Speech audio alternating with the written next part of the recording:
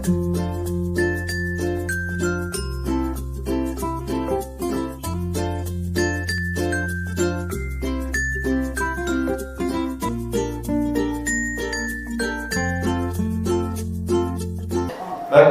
terima kasih.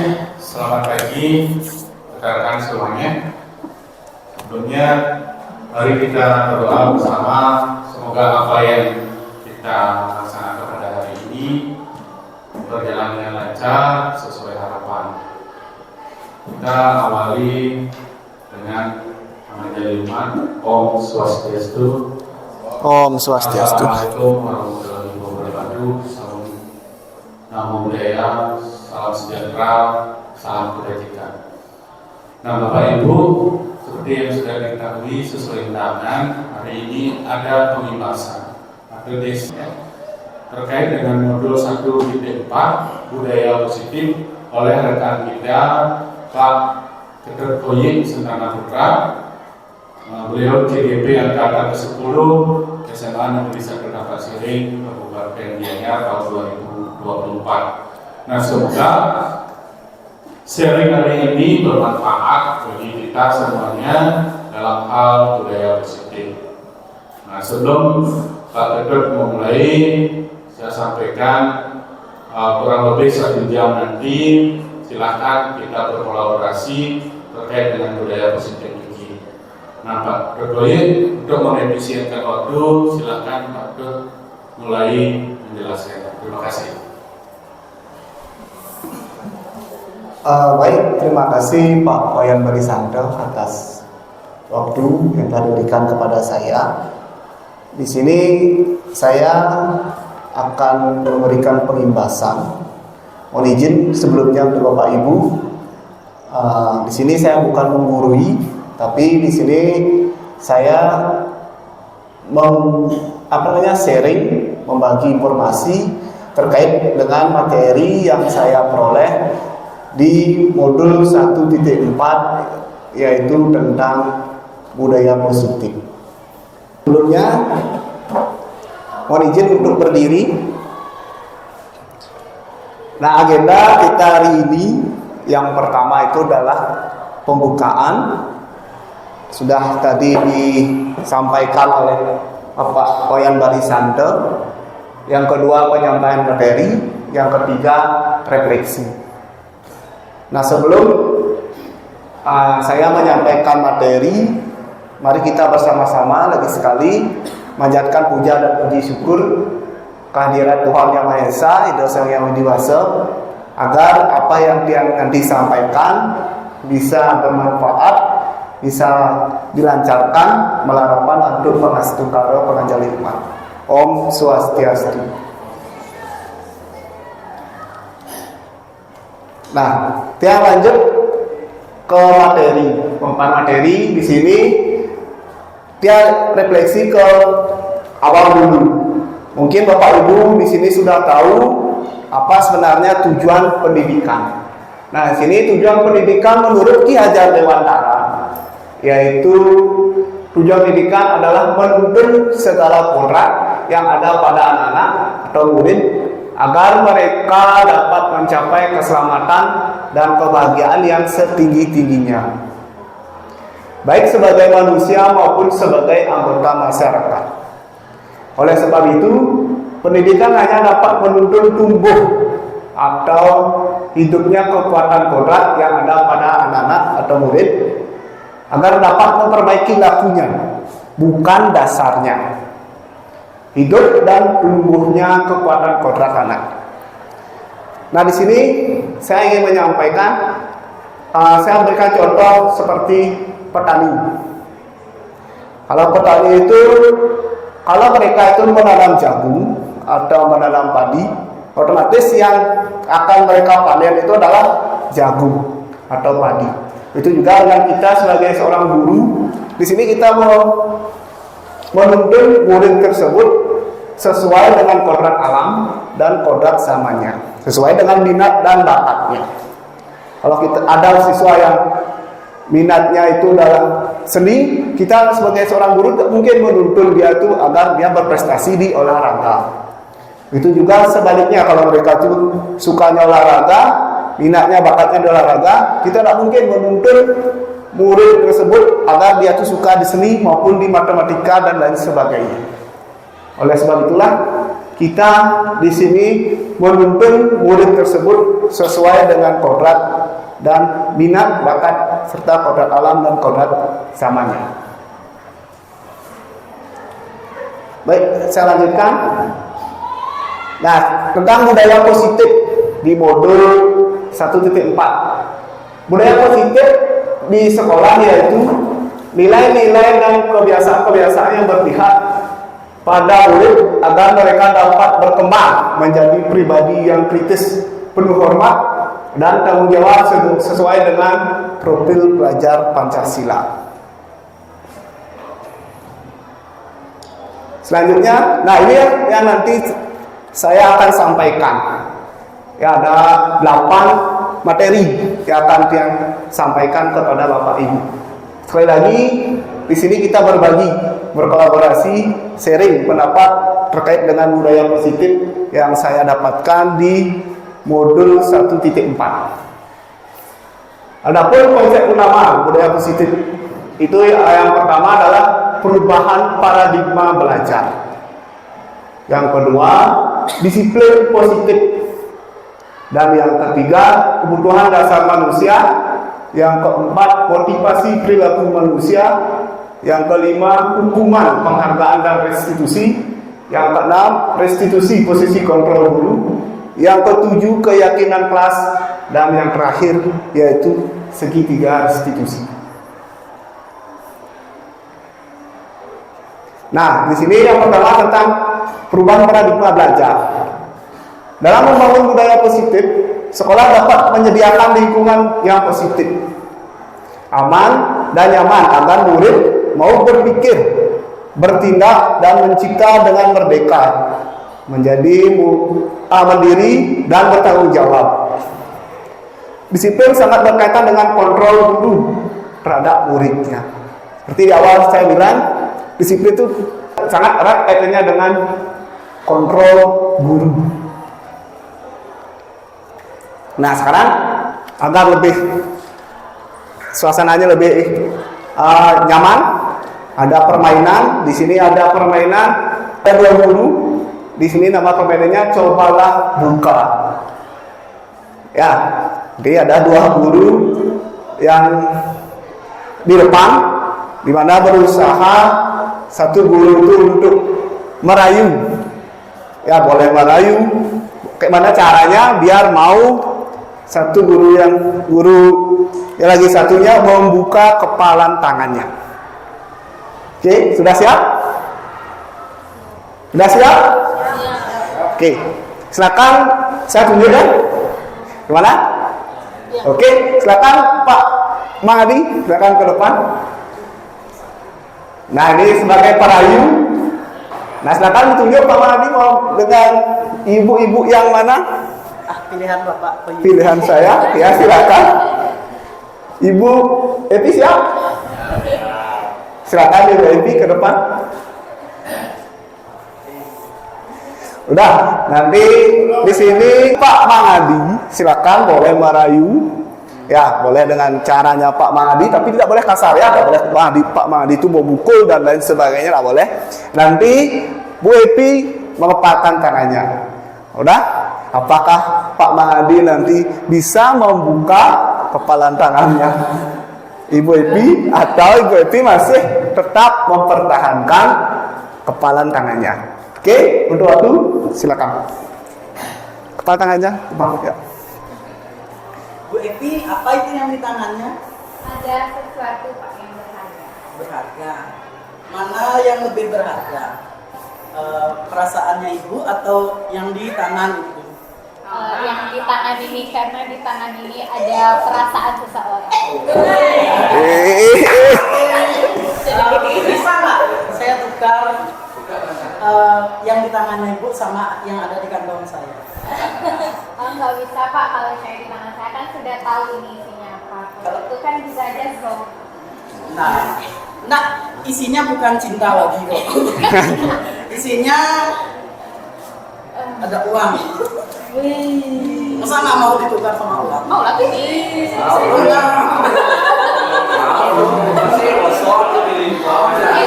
lebih berharga dari Nanti ada lagi kok di belakang.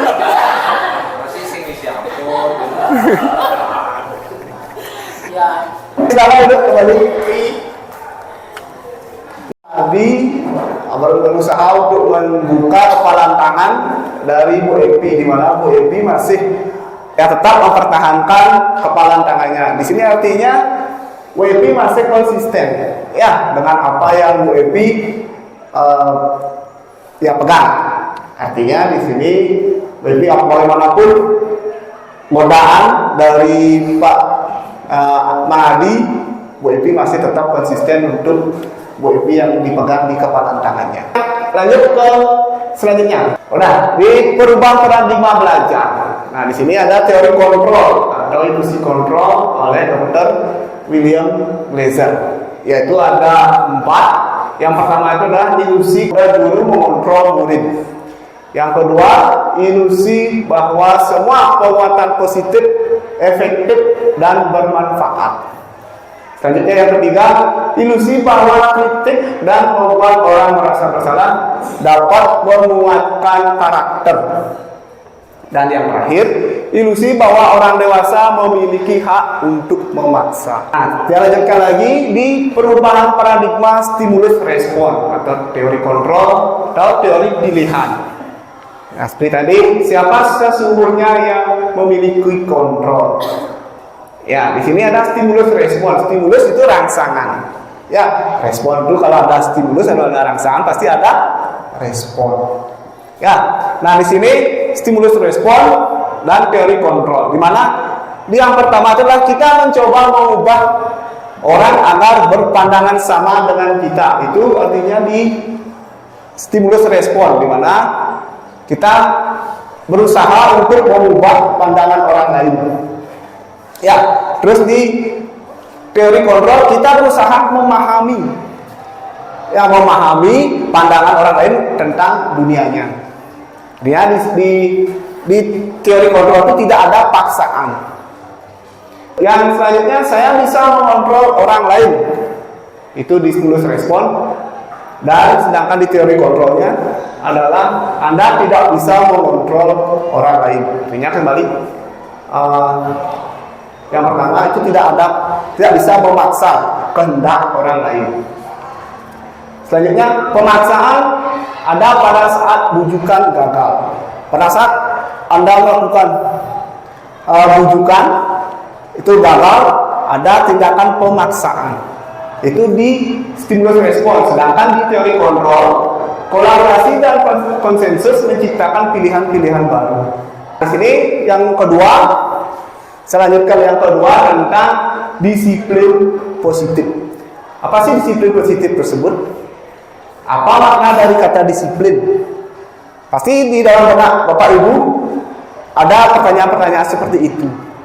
Ya, disiplin berasal dari bahasa Latin, yaitu disiplina, yang artinya belajar. Kemudian disiplin diri membuat orang menggali potensinya menuju sebuah tujuan, apa yang mereka hargai. Terus selanjutnya disiplin adalah kemampuan memerintah diri sendiri dalam mengontrol dan menguasai diri untuk memilih tindakan yang mengacu pada nilai-nilai yang kita hargai dengan penuh tanggung jawab tanpa perintah dari orang lain. Itu sama seperti tadi di teori kontrol ya. Terus nilai-nilai yang kita hargai yaitu nilai kebajikan, sifat positif manusia yang merupakan tujuan mulia yang ingin dicapai setiap individu, yaitu nilai-nilai dalam profil pelajar Pancasila. Nilai apa saja yang ada di profil pelajar Pancasila?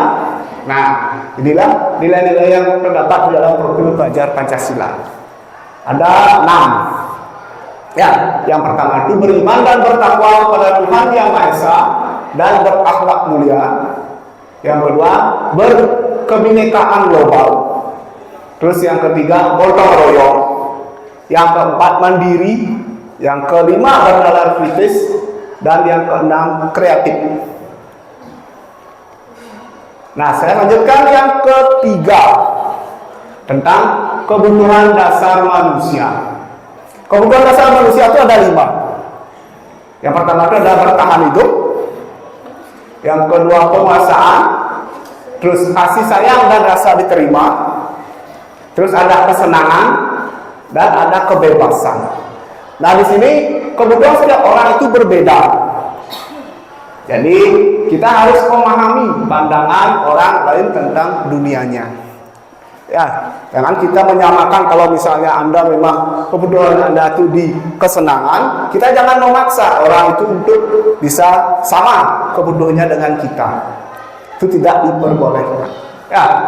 Nah, ini ada kasus. Nah, satu kasus di mana Ibu Ambar, guru wali kelas 2A di SD Pelita Hati, sedang minggu menghadapi ulang salah satu murid di kelasnya. Doni beberapa anak di kelas 2A telah datang padanya dan mengeluh. Doni yang seringkali minta bekal makan siang mereka dengan paksa. Jika ada menghadapi situasi seperti itu, seperti Ibu Ambar, apakah yang akan Anda lakukan? Menurut Anda kira-kira apa alasan Doni melakukan hal itu? Nah, ini kembali ke tadi ya, kebutuhan dasar manusia yang ada 5 ini. Anda mungkin yang bisa menjelaskan satu kenapa dari kasus ini mungkin dia di di kebutuhan bertahan hidupnya seperti apa, di penguasaannya seperti apa, di kesenangannya seperti apa, di kebebasannya seperti apa, dan kasih sayang dan rasa terimanya itu seperti apa. Ada yang mungkin ingin menjelaskan satu saja? Ya, silakan Pak Adi. Baik, terima kasih kesempatannya Bapak Koyi. Jadi berdasarkan kasus Doni tadi, ya, kasus Doni, kalau dilihat dari kasus ini, maka situasi yang dialami Ibu Ambar terkait masalahnya Doni itu adalah terkait dengan kebutuhan dasar yaitu bertahan hidup. Karena Doni mengambil makanan, bekal makan siang dari teman-temannya secara paksa. Nah, itu menurut pendapat saya, karena makan adalah salah satu kebutuhan dasar. Serta mungkin juga penguasaan, ya, karena ingin menguasai hak milik orang lain, itu mungkin juga termasuk salah satu masalah pada kasus ini. Terima kasih Pak Koyi. Yang lain, rekan-rekan lain mohon tambahannya. Baik, keterangan untuk Pak Adi. Ada yang ingin menyampaikan lagi terkait dengan kasus satu ini? Ada? Kalau tidak, dilanjutkan ya. Nah, dalam konteks penerapan disiplin positif, ya Ibu Ambanis, sebaiknya kita mencari tahu alasan Doni melakukan tindakan tersebut agar mengetahui kebutuhan mana yang sedang berusaha dipenuhi oleh Doni. Ya, ini yang pertama, ini bertahan hidup. Seperti yang tadi dikatakan oleh Pak Adi, Doni lapar dan orang tuanya tidak membawakannya makanan. Mungkin itu penyebabnya, alasannya. Makanya dia mengambil makanan temannya. Terus dikasih sayang dan rasa terima. Teman Doni jadi memperhatikan Doni. Ya, terus di penguasaan Doni merasa hebat. Ya, Doni merasa hebat karena temannya merasa takut dan menuruti Doni. Terus di kebebasan Doni merasa bosan karena bekalnya selalu sama. Terus di kesenangan Doni hanya iseng dan dia menikmati wajah temannya yang kesal. Nah, inilah kelima kebutuhan dasar manusia yang di kasus satu ini. Nah, selanjutnya yang keempat, yaitu tentang motivasi perilaku manusia. Motivasi perilaku manusia, setiap perilaku manusia memiliki tujuan. Ya, yang pertama itu ada motivasi eksternal untuk menghindari ketidaknyamanan dan hukuman. Artinya di sini apa yang akan terjadi apabila saya tidak melakukannya?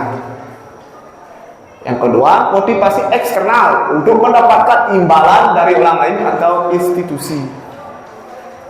Pertanyaannya, apa yang akan saya dapatkan apabila saya tidak melakukannya?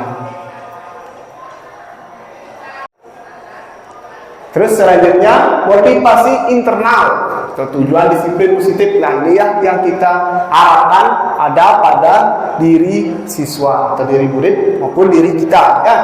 Untuk menghargai diri sendiri. Saya akan menjadi orang yang seperti apa apabila saya melakukannya. Mudah-mudahan di benak Bapak Ibu, di benak siswa juga ada pertanyaan-pertanyaan seperti itu yang muncul untuk motivasi internalnya siswa. Kita lanjutkan. Nah, di sini yang kelima yaitu ada hukuman, penghargaan dan restitusi. Nah, di sini hukuman adalah bentuk konsekuensi atau perilaku siswa yang tidak sesuai dengan aturan atau norma yang berlaku. Hukuman dapat membentuk perilaku siswa agar lebih baik dan mengurangi perilaku negatif. Namun, hukuman juga dapat memiliki dampak negatif jika tidak diberikan dengan tepat. Nah, di sini diartikan apabila kita memberikan hukuman yang tidak sesuai kepada siswa, itu akan membekas dalam diri siswa tersebut, akan seterusnya diingat. Mungkin sampai dia tamat dari sini, dia akan mengingat hukum yang kita berikan kepada siswa tersebut, sehingga siswa tersebut karakternya dan lain sebagainya itu bisa berubah, dia menjadi benci dengan kita. Mudah-mudahan di sini Bapak Ibu tidak memberikan hukuman yang tidak sesuai, ya, kepada siswa, sehingga siswa tersebut merasa benci dengan kita. Nah, selanjutnya di penghargaan adalah bentuk pengakuan atas pencapaian siswa dalam belajar. Memberikan penghargaan pada siswa dapat meningkatkan motivasi belajar dan berikan rasa percaya diri pada siswa. Penghargaan juga dapat memotivasi siswa untuk terus berusaha dan lebih berprestasi. Penghargaan dapat diberikan dalam bentuk pujian, hadiah, atau bentuk lain yang sesuai dengan prestasi siswa. Selain itu, dampak negatif yang timbul ketika kita memberikan penghargaan pada murid, yaitu penghargaan bisa menurunkan kualitas, penghargaan bisa mematikan kreativitas, dan yang terakhir, penghargaan bisa mengurangi motivasi intrinsiknya. Di sini kita tidak bisa harus kalau sesuatu dapat enggak boleh seperti itu. Ya, itu bisa menurunkan kualitas dan kreativitas siswa tersebut karena dia hanya menuntut ingin mendapatkan penghargaan penghargaan dari kita. Mungkin kita berikan dia berupa barang dan lain sebagainya. Jadi penghargaan tersebut kalau bisa di sini kita berikan apresiasi pada siswa tersebut, di mana penghargaan ini biasanya kita sudah ada di awal, nanti sudah ada kesepakatan. Nanti kalau kalian dapat juara 1 akan Bapak berikan ini, kan Bapak berikan hadiah ini, itu penghargaan. Kalau apresiasi di akhir, ya, ketika siswa tersebut mendapatkan sesuatu, mendapatkan juara, kita secara spontan memberikan dia sesuatu, pujian dan lain sebagainya. Itu bedanya, ya. Jadi kita lanjutkan. Yang terakhir yaitu restitusi. Restitusi adalah proses menciptakan kondisi bagi murid untuk memperbaiki kesalahan mereka, sehingga mereka bisa kembali pada kelompok mereka dengan karakter yang lebih kuat. Restitusi juga merupakan proses kolaboratif yang mengajarkan murid untuk mencari solusi untuk kesalahan mereka dan membantu murid berpikir tentang orang seperti apa yang mereka inginkan dan bagaimana mereka harus memperlakukan orang lain. Nah, inilah restitusi. Nah, ini ada 9 ciri restitusi. Yaitu yang pertama, bukan untuk menebus kesalahan, namun untuk belajar dari kesalahan. Terus memperbaiki hubungan. Nah, di sini kalau ada restitusi, nanti ada segitiga restitusi untuk untuk memecahkan suatu masalah. Nanti akan ada di terakhir. Nah, terus ada tawaran, bukan paksaan.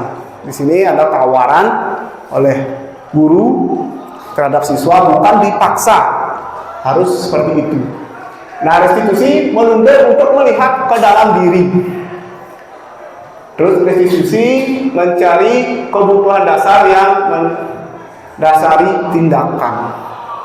Terus restitusi diri adalah cara yang paling baik. Selanjutnya restitusi fokus pada karakter bukan tindakan. Restitusi fokus pada solusi. Terus restitusi mengembalikan murid yang berbuat salah pada kelompoknya. Artinya di sini kita tidak boleh membanding-bandingkan siswa tersebut, ini kelompok A, ini kelompok B, kelompok C, dan tidak boleh seperti itu.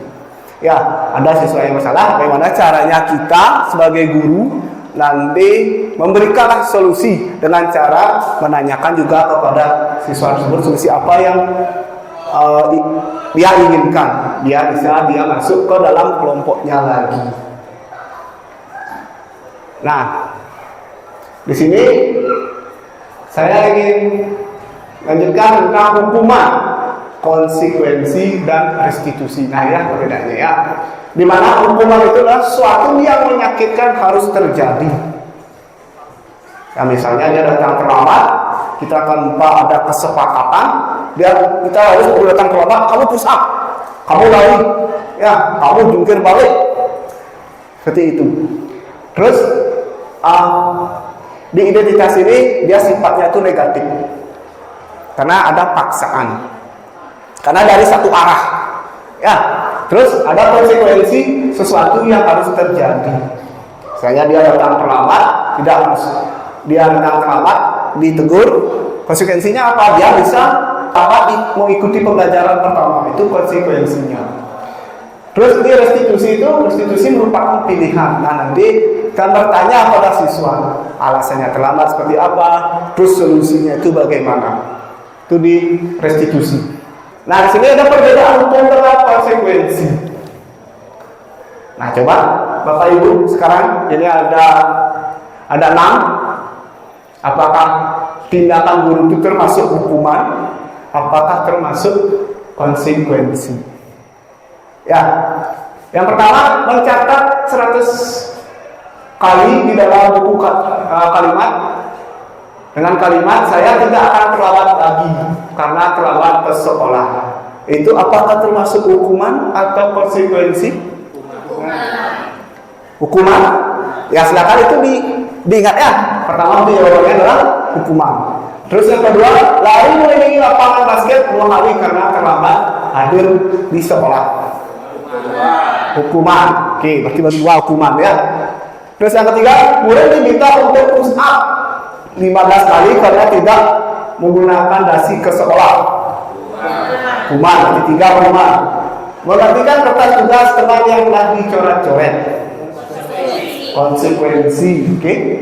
Membersihkan tumpahan air di meja tulis karena tersenggol pada saat belajar.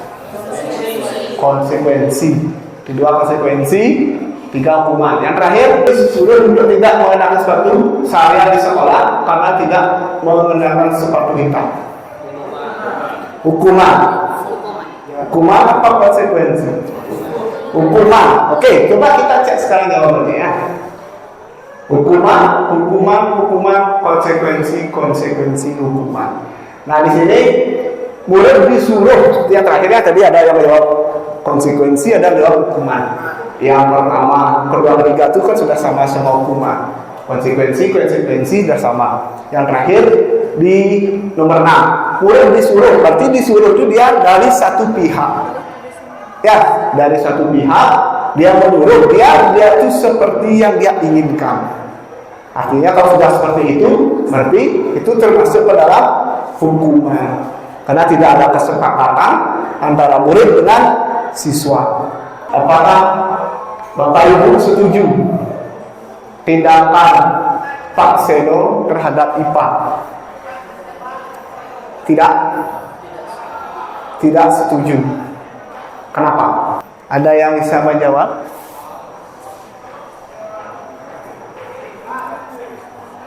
Silakan.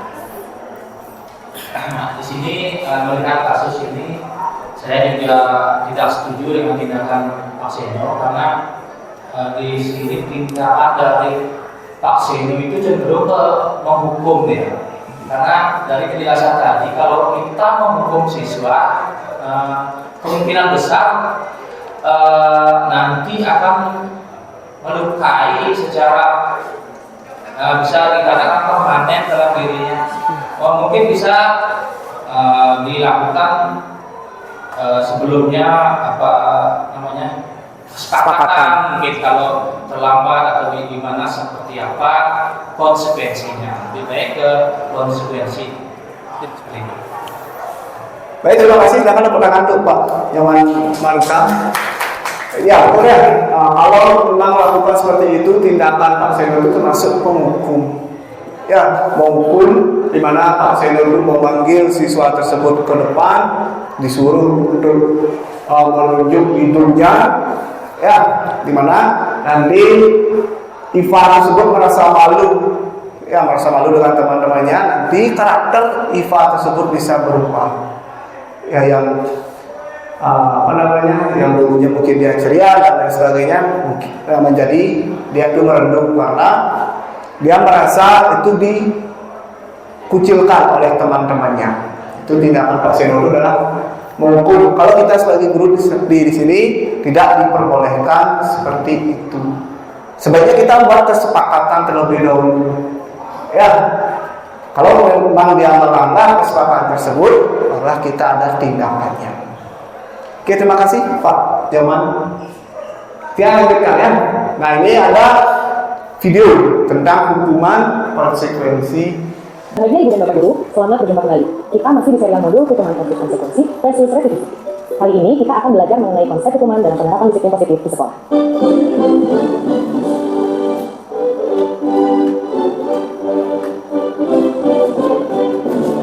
Tina, kamu tahu soal apa?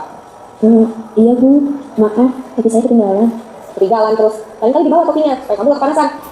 Sudah sana, berdiri di lapangan. Hormat dibuat yang bendera selama 15 menit. Baik, itulah tadi video terkait dengan hukuman. Ya, mungkin ada yang ingin disampaikan terkait video tadi, video terkait dengan hukuman. Ada, silakan. Ada yang mau mengatakan? Bu Melani mungkin? Baik, terima kasih atas kesempatannya. Dari video tadi sudah dijelaskan bagaimana kalau seorang guru itu memberi sebuah hukum kepada siswa, gitu Pak ya. Di sini yang saya tangkap dari video tadi itu, apabila seorang guru memberikan sebuah hukum kepada anak didiknya atau siswa itu cenderung akan mempengaruhi baik itu mental anak maupun fisik anak itu. Nah, diharapkan kita sebagai guru untuk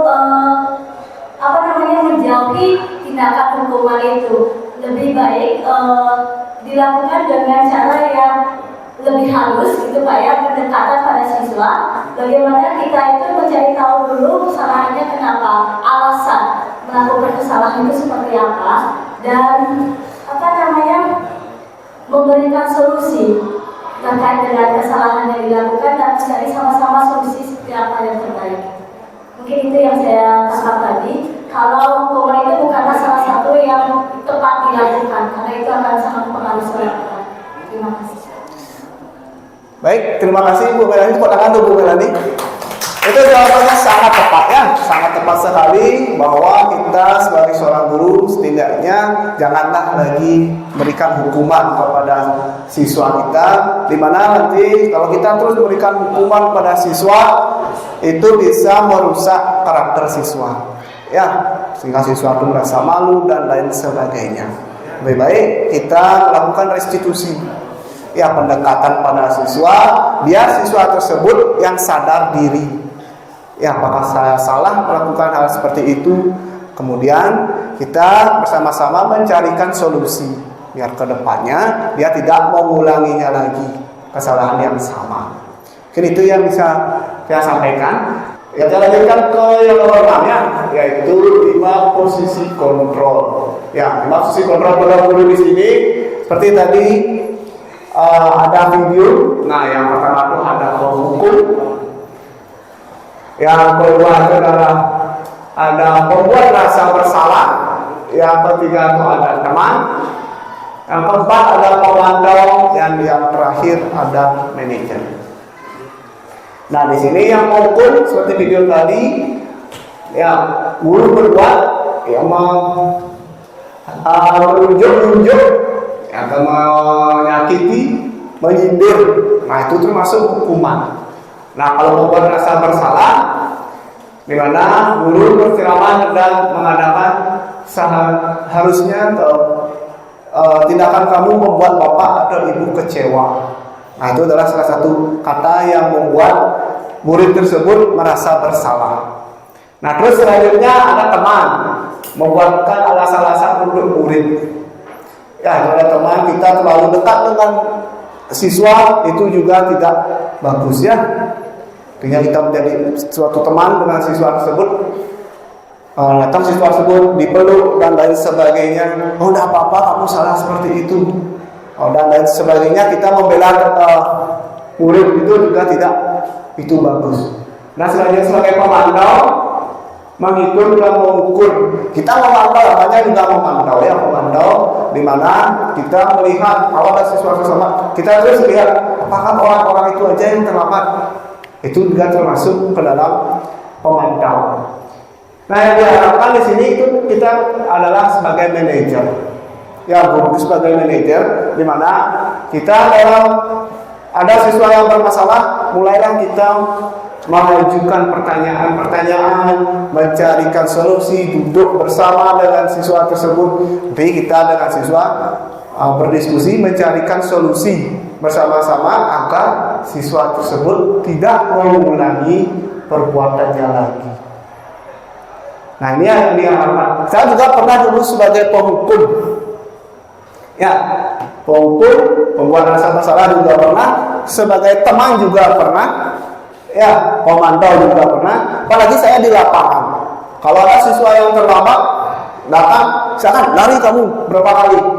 Ya, pusat itu seperti itu. Itu kan juga termasuk ke dalam penghukum.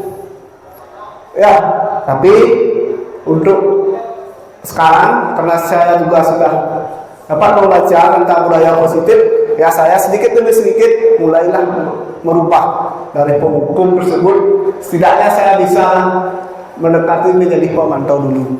Kalau manajer kayaknya nanti kedepannya saya maunya seperti itu. Di dalam benak Bapak Ibu tidak ada lagi istilahnya Bapak Ibu itu mau hukum siswanya. Lebih baik sekarang Bapak Ibu memulai memposisikan diri sebagai manajer, di mana Bapak Ibu menanyakan terlebih dahulu alasan kenapa dia terlambat, kita cari bersama-sama solusi, dan menanyakan pada siswa mulai kapan anak tersebut bisa melakukannya. Baik, kita lanjutkan. Nah, yang ketujuh di sini tentang keyakinan kelas. Keyakinan kelas merupakan nilai-nilai kebajikan atau prinsip-prinsip universal yang disepakati bersama secara universal atau berlaku untuk semua orang, lepas dari latar belakang, suku, negara, bahasa maupun agama. Keyakinan akan lebih memotivasi seseorang diri dari dalam atau memotivasi secara intrinsik. Seseorang akan lebih tergerak dan bersemangat untuk menjalankan keyakinannya daripada hanya sekedar mengikuti serangkaian peraturan. Nah, di sini kalau kita memulai yang di kelas itu lebih baik kita membuat keyakinan kelas terlebih dahulu atau kesepakatan kelas, di mana nanti kita dengan siswa menyepakati mereka mau kelas yang seperti apa. Kalau sudah ada kesepakatan kelas seperti itu, jadi diharapkan bisa kelas kita itu menjadi lebih kondusif. Nah, cara merumuskan keyakinan kelas. Nah, di sini yang pertama yaitu bertanya kepada murid tentang harapan di kelas. Nah, Seperti yang saya katakan tadi, kita bertanya terlebih dahulu mereka tuh ingin kelasnya seperti apa. Nah, ajak para murid berbicara tentang apa yang mereka harapkan dari kelas itu. Yang kedua, dengan mendengarkan harapan mereka, kita dapat meluluskan keyakinan kelas yang relevan dan memotivasi. Nah, terus yang kedua, buat pernyataan-pernyataan positif. Nah, keyakinan kelas harus berbentuk pernyataan positif. Ya, contohnya itu adalah kita semua dapat belajar dengan giat dan saling mendukung.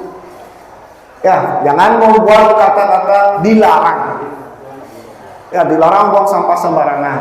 Itu misalnya. Lebih baik buat jagalah kebersihan. Seperti itu ya. Terus yang ketiga, jadikan keyakinan konsisten dan mudah diingat. Nah, nanti untuk membuat keyakinan kelas itu janganlah terlalu banyak dan jangan terlalu panjang-panjang kata-katanya. Biar nanti anak tersebut mudah untuk mengingat keyakinan kelas yang dibuat. Nah, buatlah keyakinan kelas tidak terlalu banyak dan mudah diingat oleh semua warga kelas. Yang kedua, keyakinan yang sederhana akan lebih efektif dalam memotivasi dan mengingatkan kita selama proses pembelajaran. Nah, selanjutnya di sini ada perbedaan peraturan dan keyakinan. Apa perbedaan peraturan dan keyakinan itu? Nah, kalau peraturan itu biasanya dibuat oleh satu pihak dan sifatnya terarah atau searah. Nah, di sini kalau misalnya kita yang membuat peraturan, nah peraturan itu hanya kita yang buat, guru yang membuat, sedangkan siswa itu harus mengikuti. Itu disebut dengan peraturan. Ya, dibuat searah. Kita buat misalnya, kamu datang terlambat harus push up 15 kali. Hanya kita yang tahu. Sedangkan siswa tersebut mengikuti. Searah dengan kita. Itu artinya peraturan. Dilakukan karena motivasi ekstrinsik, artinya motivasi dari luar. Sedangkan keyakinan dibuat berdasarkan kesepakatan dan bersifat universal. Nah, artinya ada dulu kesepakatan antara siswa dengan guru tersebut. Kalau dia misalnya datang terlambat, solusinya seperti apa? Ditanyakan terlebih dulu. Ada keyakinan pas nanti. Sesuaikan dengan kesepakatan yang sudah kita lakukan. Terus selanjutnya, keyakinan memiliki peran yang lebih kuat dalam memotivasi perilaku positif karena didasarkan pada nilai kebajikan. Terus yang terakhir, prinsip-prinsip yang memandu atau memotivasi tindakan kita secara intrinsik. Artinya dia mulailah tergugah dalam dirinya tidak melakukan hal tersebut atau melanggar keyakinan kelas kita lagi. Nah, di sini perbedaan peraturan dengan keyakinan kelas. Nah, di sini kata-kata yang positif yang harus dibuat. Misalnya, dilarang membuang sampah sembarangan. Yang untuk di keyakinan kelas, buatlah membuang sampah pada tempatnya. Jangan diisi kata-kata dilarang. Dilarang dibuat di kelas. Nah, di keyakinan kelas, buatlah jagalah ketertiban kelas dan lain sebagainya. Ya, sampai di bawah. Nah, yang terakhir di sini tentang yang ke-8, segitiga restitusi.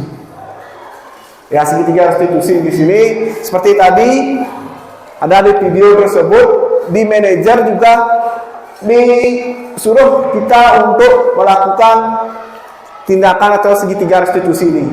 Di mana yang pertama itu adalah menstabilkan identitas. Nah, menstabilkan identitas ini contohnya setiap orang pernah melakukan kesalahan ini. Itu kata-katanya, kamu bukan satu-satunya yang pernah melakukan hal ini. Itu menstabilkan identitas. Terus yang kedua, validasi kebutuhan. Yaitu, adakah cara yang lebih efektif untuk mendapatkan apa yang kamu butuhkan? Artinya kita menanyakan. Mungkin menanyakan solusinya. Ya, apa solusi agar siswa tersebut tidak melakukan hal tersebut lagi, hal yang salah itu lagi. Kamu tentu punya alasan, ya, tanyakan alasannya. Kenapa dia melakukan, misalnya datang terlambat, kenapa dia tidak disiplin, tanyakanlah alasannya.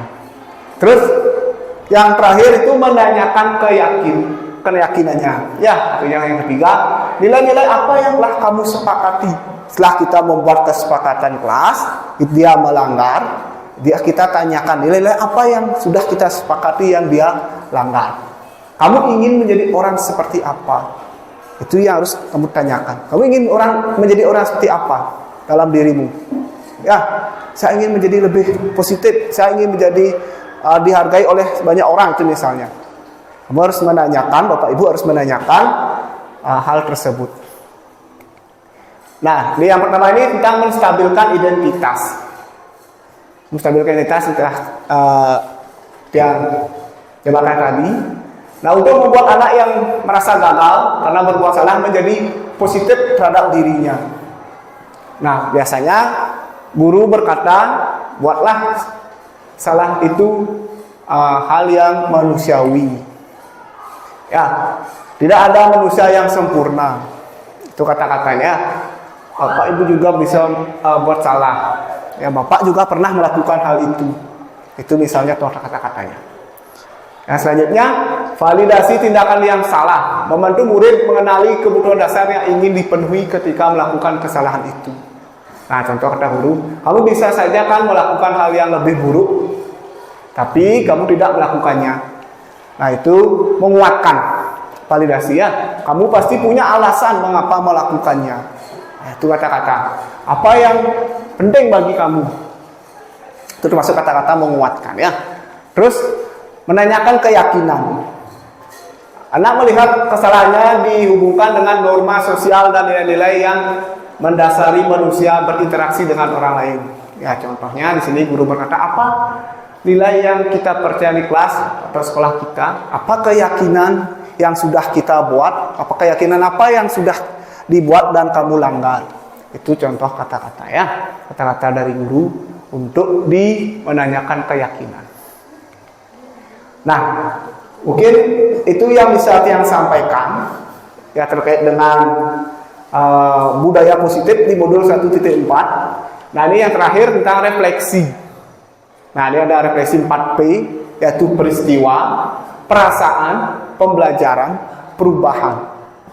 Ada yang mungkin salah satu dari Bapak Ibu di sini yang ingin menyampaikan tentang 4P atau refleksi dari pembelajaran di modul 1.4 tentang budaya positif ini. Itu waktu yang persilakan. Siapa yang mau? Pak Ibu, persilakan Pak Mang Marutot. Baik, terima kasih untuk waktu yang diberikan kepada saya. Sebelumnya saya ucapkan selamat kepada Bapak Ketut sudah melewati modul 1.4 yang kabarnya modul ini adalah modul yang paling menyeramkan, paling padat ya, karena dia juga mengikuti teman-teman melihat secara langsung bagaimana sulitnya teman-teman kita ini melalui modul ini.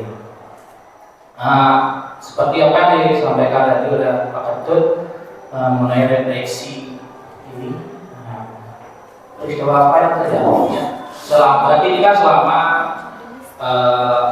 diseminasi atau pengimbasan ini tentu saja banyak sekali yang terjadi dari materi yang telah diberikan juga banyak sekali, begitu padat dengan waktu yang singkat, tetapi tidak mengurangi dari apa yang disampaikan oleh Pak Ketut itu sudah jelas dan mampu mengubah mindset saya sebagai seorang guru. Perasaan apa yang muncul? Tentu saja perasaan saya sekarang ini sangat senang, bahagia, bangga kepada Pak Ketut, apalagi bersama teman-teman yang hebat, cantik, ganteng dan luar biasa. Saya sangat bangga sekali punya teman seperti Pak Ketut. Kemudian pembelajaran apa yang diambil? Saya tertarik dari pertama kali Pak Ketut membuka materinya dengan ilustrasi seperti petani jagung yang kita tanam, maka jagunglah yang akan tumbuh. Tapi ada kalanya jagung yang kita tanam semak belukar yang akan tumbuh. Apa yang bisa kita ambil dari sana? Artinya kita sebagai seorang guru juga harus merestitusi diri kita. Dari kata restitusi itu kan bisa dikatakan restitusi itu, maaf kalau salah, itu adalah mengganti kesalahan atau tindakan kita. Artinya selama ini saya tidak saya sebagai seorang guru juga merasa salah dalam artian mendidik siswa kita, karena cenderung seperti posisi kontrol yang dijelaskan oleh Pak Proyek tadi, cenderung saya itu ke penghukum, pemberi rasa masalah, dan kadang juga memposisikan diri sebagai teman. Tapi tidak semua siswa itu bisa kita lakukan seperti itu, karena begitu banyaknya siswa itu secara manusiawi tidak mungkin. Nah, jadi karena ada seperti itu, mungkin dari dalam diri saya akan mengubah mindset saya dari sekarang sebagai seorang guru, akan mencoba atau menjadi seorang manajer. Nah, karena ini teman saya juga akan berbicara, saya akan berikan pada teman-teman. Baik, terima kasih Pak Nyoman, Pak Proyi atas kesempatannya. Jadi di sini saya akan berikan sedikit refleksi. Refleksi pertama yang sangat hebat dari Pak Marute.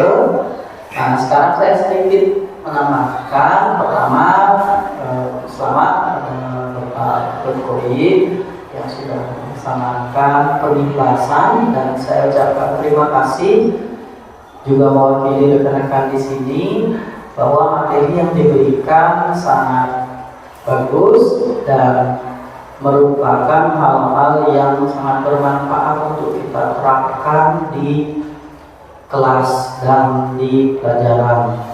Nah, untuk peristiwa yang terjadi itu selama pengimbasan ini, saya sangat tertarik dengan berbagai budaya positif yang sudah disampaikan tadi oleh Bapak Tutkoyi, mulai dari bagaimana kita membuat sebuah keyakinan kelas, ya, sebuah menjadi muara buat keyakinan kelas. Nah, kemudian perasaan yang muncul, perasaan saya jujur bahwa saya sangat senang di sini dapat mendapatkan sebuah pengetahuan yang baru untuk diaplikasikan. Kemudian terkait pembelajaran, nah, budaya positif ini mulai dari posisi kontrol kita sebagai seorang pendidik atau guru, kemudian bagaimana motivasi dan penghargaan tersebut, ada yang dari intrinsik dan ada dari ekstrinsik, kemudian juga terkait dengan restitusi. Kemudian perubahan yang ingin saya implementasikan adalah menerapkan yang pertama pastinya saya ingin membuat sebuah keyakinan kelas, ingin membudayakan hal-hal positif tanpa adanya kekarangan berupa larangan-larangan yang sifatnya mengikat, terlalu mengikat dan terlalu memaksa. Nah, seperti tadi yang sudah disampaikan, disiplin itu artinya adalah belajar. Jadi kita belajar untuk menjadi lebih baik, belajar dari sebuah kesalahan. Baik, demikian yang saya sampaikan. Terima kasih. Baik, terima kasih kepada Pak Nyoman Marta dan Pak Mangadi. Tepuk tangan dulu untuk Pak Nyoman dan Pak Mangadi. Baik, untuk hari ini yang pengikhlasan tentang modul 1.4 sudah yang lakukan. Mudah-mudahan apa yang saya sampaikan tadi bisa bermanfaat bagi Bapak Ibu. Dan sekali lagi kita di sini sharing, kita di sini berbagi ya berbagi apa yang saya dapatkan di modul 1.4, saya bagi terimbaskan kepada Bapak Ibu. Sekali lagi mudah-mudahan ini bisa bermanfaat bagi Bapak Ibu, dan terima kasih atas kehadiran Bapak Ibu mendengarkan, berdiskusi, berkolaborasi di sini berkait dengan budaya positif di modul 1.4. Untuk akhir kata, tiang ucapan terima kasih atur semua tiang singgah atur para masyarakat. Om Santi Santi Santi Santi Om. Yang kembalikan kepada Pak Owen. Baik, terima kasih Pak Ke, penyampaian yang luar biasa, panjang lebar. Mohon maaf jika panjang pada ibu-ibu, jika lebar bapak-bapak, mohon maaf juga. Nah, di sini sudah sangat detail terkait budaya positif yang bisa kita terapkan. Nah, semoga kita bisa tepat sharing dan implementasinya bisa kita lakukan minimal mulai dari keyakinan kelas, lanjut ke posisi kontrol dan lain sebagainya. Sebagai penutup yang berbagikan pun dari B.J. Habibie, pengalaman tidak bisa dipelajari, namun harus dilalui. Mari kita berbagi pengalaman, perbaiki kesalahan, dan lakukan terbaik untuk sekolah dan murid kita. Terima kasih, kita hadir dengan para peserta. Om Santi. Assalamualaikum warahmatullahi wabarakatuh. Baik,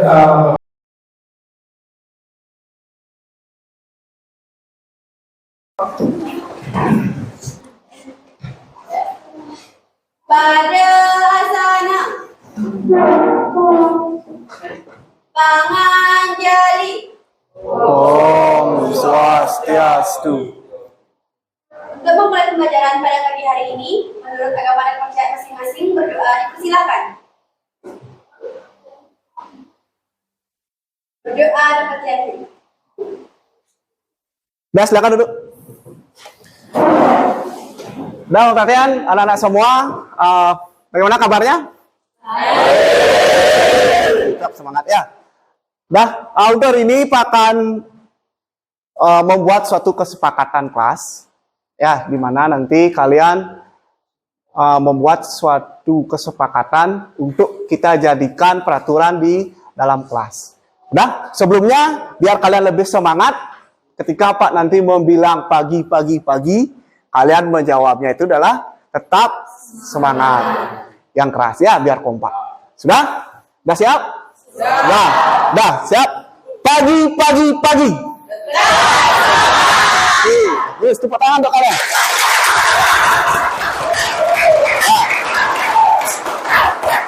Sudah? Nah, untuk sekarang Pak akan lanjutkan tentang keyakinan kelas. Ada yang tahu apa itu keyakinan kelas? Yang disepakati oleh warga kelas. Oke, bagus Gusti ya. Itu keyakinan kelas adalah suatu yang dapat diterapkan di lingkungan kelas yang melibatkan semua warga kelas melalui kegiatan curah pendapat dan ditinjau kembali dari waktu tertentu. Tujuan keyakinan atau kesepakatan kelas itu adalah kita menciptakan pembelajaran yang berpusat pada murid, artinya berpusat pada kalian semua, untuk memunculkan keterlibatan murid dalam menentukan kelas yang diimpikan, sehingga murid lebih bertanggung jawab akan keputusan yang mereka buat bersama-sama, menumbuhkan komunikasi efektif antara murid dan guru. Ya, artinya antara kalian dan Pak nanti membuat suatu kesepakatan, di mana kesepakatan ini kita jadikan sebuah peraturan di kelas kita. Ya, sudah?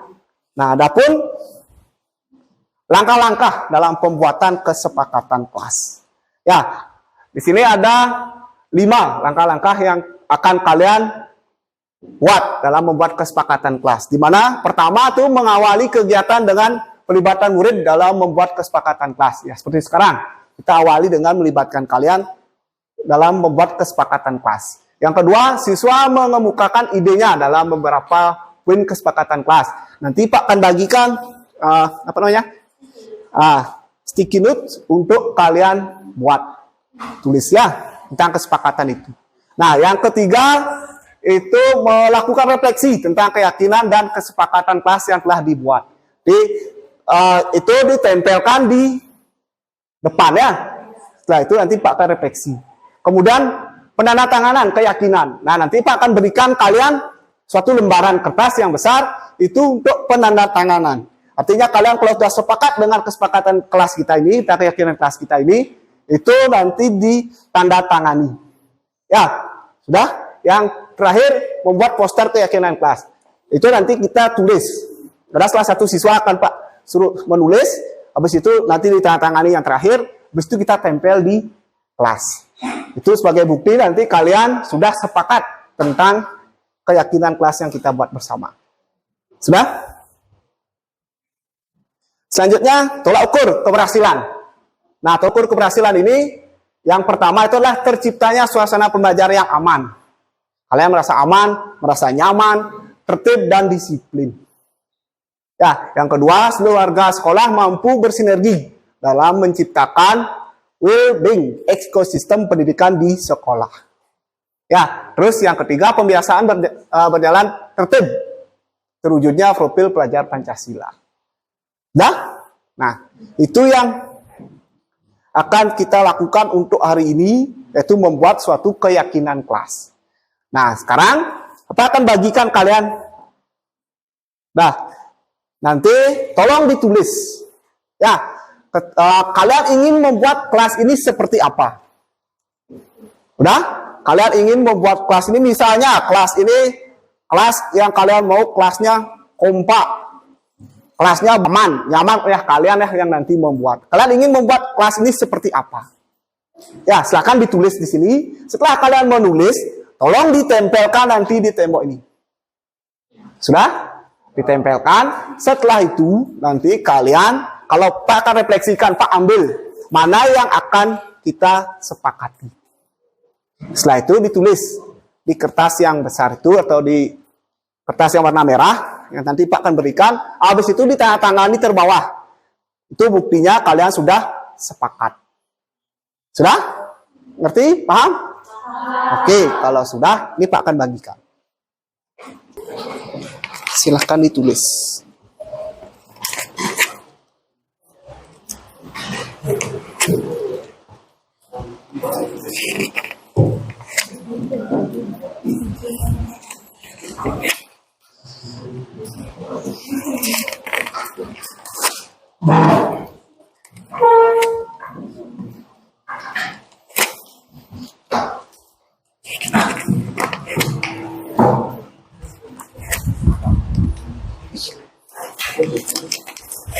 Karena sudah Pak bagikan itu semua, silakan kalian tulis. Ya, sudah. Kalau sudah kalian selesai menulis, silakan itu nanti ditempelkan di depan sini. Dah? Nanti jangan terlalu tinggi-tinggi nempelnya. Tuh nanti dia tinggi, jangan terlalu tinggi nempelnya. Nanti Pak tidak bisa ngambil. Ya, sudah? Silakan Anda tulis dulu. Pak kasih kesempatan kalian untuk menulis itu 2 menit. Pikirkan dulu ya, kalian mau kelas kalian itu seperti apa. Oke, dalam kalian pembuatan, ya pembuatan ditulis itu jangan menggunakan kata-kata yang negatif. Ya, jadi silakan kalian gunakan kata-kata yang positif. Contohnya, kalian buat kata negatif dilarang untuk membuang sampah sembarangan. Itu misalnya kalian, itu tidak boleh. Artinya kalian silakan membuat kalimat positif. Kalau kalimat positifnya itu adalah menjaga kebersihan kelas. Itu contohnya. Ya, dilarang dilarang datang terlambat misalnya, enggak boleh. Ya, disiplin waktu. Oke. Oleh kalau kalian mau isi nama di atasnya silahkan. Ya, kalau mau isi nama silahkan, kalau tidak juga tidak apa-apa. Oh, mau ulang. Ada yang mau ulang, atau misalnya kalian satu coret itu dicoret. Kalau mau ulang silakan, bisa minta. Kalau sudah kalian membuat, kita sepakati yang mana menurut kalian cocok, mana yang tidak, itu kita sepakati nanti. Kalau sudah cocok itu semua, kita tanda tangani. Sudah? Sudah? Selesai nulis? Sudah. Kalian menempelnya Pak dari sana ya, silakan. Di sini tempel.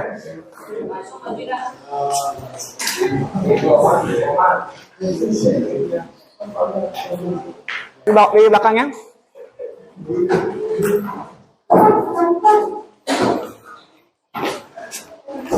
Lanjut maju.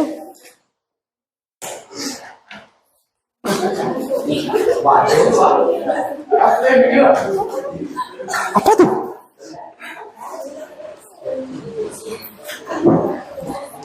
Silakan lanjut.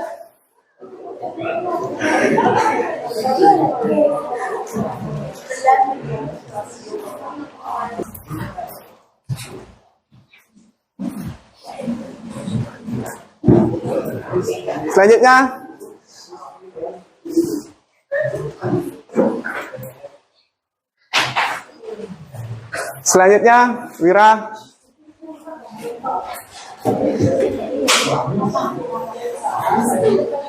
Oke, swastiko, silakan.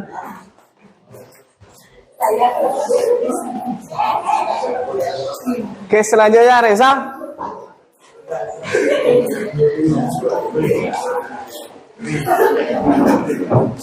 Nanda.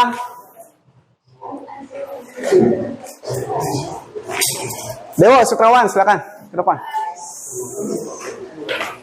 Terakhir Hana.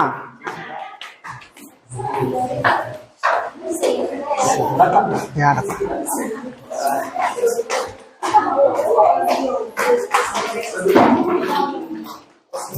Nah, di sini Pak lihat ya, dari dilihat di sini banyak ada kata-kata yang hampir sama, ya seperti ini, takwa kepada Tuhan Yang Maha Esa, terus ada yang disiplin, ya tanggung jawab. Jadi Pak akan pilih, ya Pak akan pilih di sini, Pak akan ambil beberapa di mana ini sudah mewakili kata-kata yang di sini semua. Ya ini disiplin. Misalnya di sini datang tepat waktu, itu juga termasuk kedisiplinan. Semangat, tanggung jawab, ya, terus beriman dan bertakwa, ada solid, tertib, nah itu sudah kedisiplinan masuk. Solid, solidaritas, kekompakan dan kepedulian itu masuk ke solidaritas. Terus jaga kebersihan itu termasuk ke disiplin, saling menghargai, saling menghormati. Nah ini lagi 5S, senyum, salam, sapa, sopan, santun. Nah ini yang Pak akan pilih, ya Pak akan tulis. Di sini ada 6 ya. Yang pertama itu ada disiplin. Kalian juga ingin kelas ini bertanggung jawab. Terus di sini beriman dan bertakwa. Ada di sini solidaritas. Terus saling menghargai dan saling menghormati. Terakhir di sini 5S. Nah, ada senyum, salam, sapa, sopan, santun. Dimana kalau kita saling bertemu, tetap itu kita sapa, senyum, ya jangan baru kita lewat ya, saling nyebang, tidak boleh. Ya tetap kita saling sapa. Ya sopan juga nanti kalian lihat dengan guru yang lain juga nanti kalian tepuk itu gurunya tidak boleh. Ya, dah. Ini artikan Pak tulis. Ya tolong satu siswa atau siswi menulis. Sudah memperhatikan? Ini nanti Pak suruh Doayu, tolong Doayu ya. Sini tulis satu.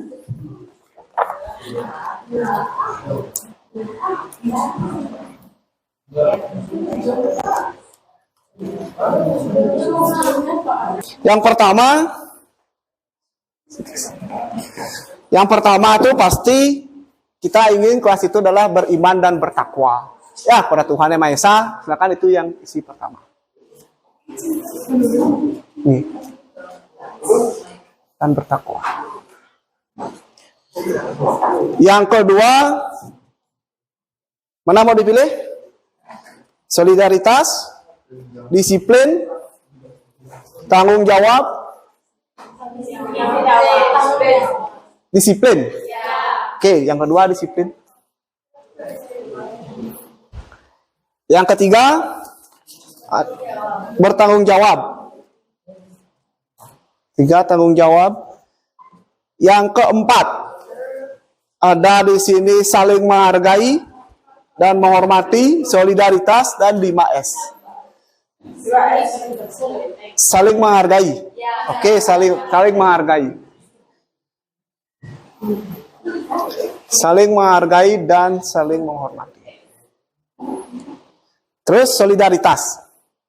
Yang terakhir baru 5S-nya. Oke.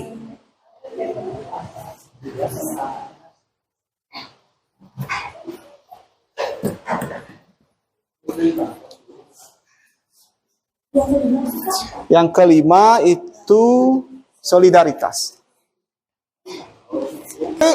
Kalian semua, ya inilah yang dipilih. Yang pertama itu adalah beriman dan bertakwa pada Tuhan Yang Maha Esa, disiplin, bertanggung jawab, saling menghargai dan menghormati, solidaritas, dan 5S. Inilah yang kalian inginkan. Kelas yang seperti ini yang kalian inginkan. Apakah kalian sudah sepakat tentang keenam keyakinan kelas yang kalian buat? Sudah. Apakah sudah semua sepakat? Sudah. Sudah? Kalau sudah, silakan kalian tanda tangani di bawah ini.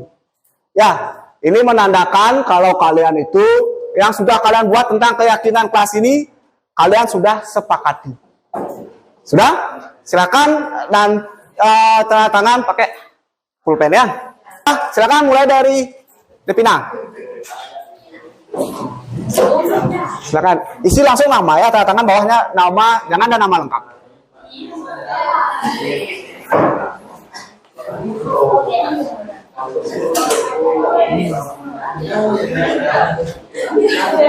Selanjutnya silakan ke depan. Lanjutkan. Silakan di sampingnya.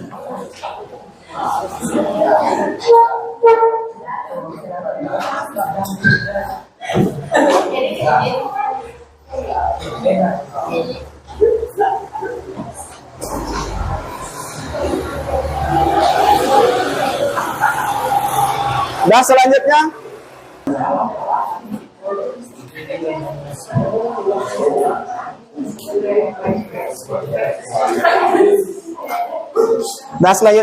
selanjutnya Muli.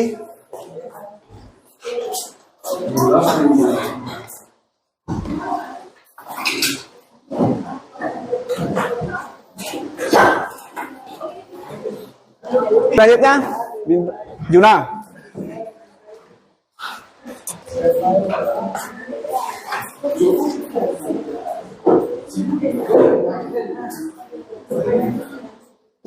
Karena sudah semua melakukan tanda tangan ya tentang kesepakatan kelas kita, jadi inilah kesepakatan kelas kita nanti ya. Yang pertama itu beriman dan bertakwa, disiplin, bertanggung jawab, saling menghargai, solidaritas, dan 5S. Dan kalian sudah menandatangani ini.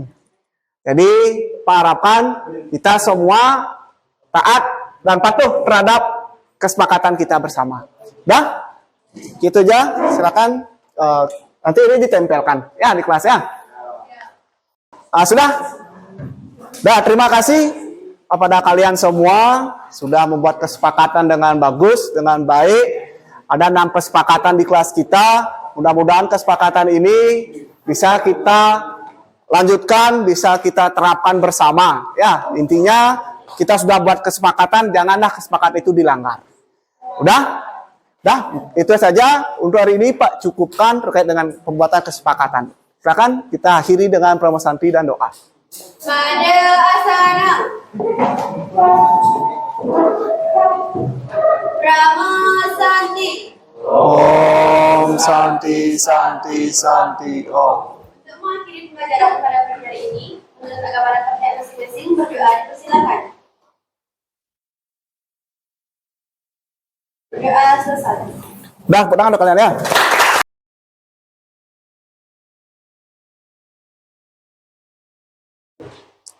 Halo, perkenalkan nama saya Nipaniluh Putuartati dari kelas 11 5A.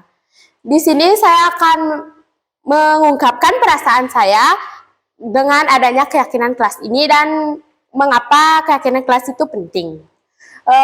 Perasaan saya setelah ada keyakinan kelas ini, saya sangat senang karena kelas saya menjadi kondusif.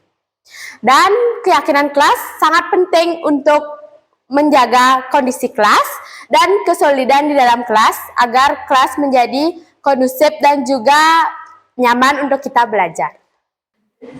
Sekian dari saya, terima kasih. Dadah!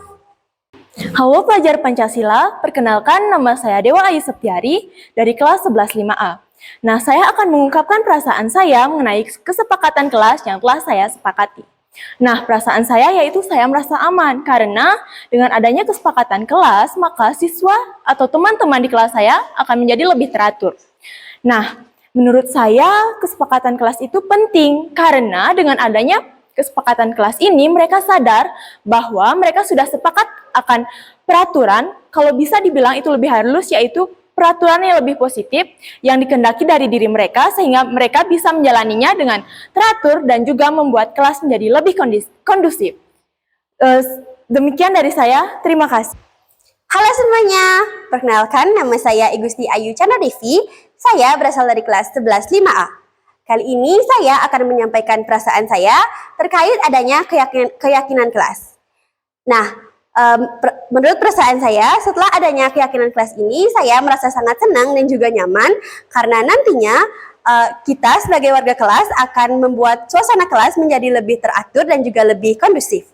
Nah, selain itu menurut saya keyakinan kelas juga sangat penting karena nantinya kita sebagai warga kelas juga akan terpaku pada keyakinan-keyakinan yang telah kita sepakati agar nantinya kita belajar menjadi pribadi yang lebih disiplin dan juga taat terhadap perkataan dan juga perbuatan yang telah kita sepakati terlebih dahulu. Nah, baiklah, sekian yang dapat saya sampaikan pada kesempatan kali ini. Terima kasih.